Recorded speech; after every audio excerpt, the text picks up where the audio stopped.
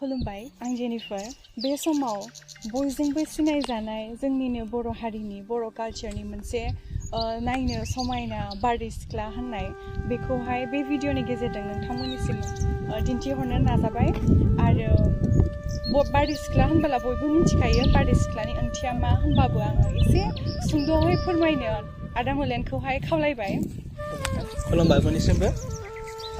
बारदै सिख्ला होनोबाथ' बयबो मिथिखायोआनो।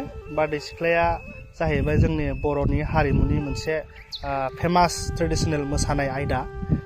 बेखौ जोङो मोनथाम सोदोबजों जथायनानै बिनि मुंखौ दोननाय जादों बार, दै आरो सिख्ला, जायखौ जोङो एसामिसावहाय बरद'सिला होनना बुङो।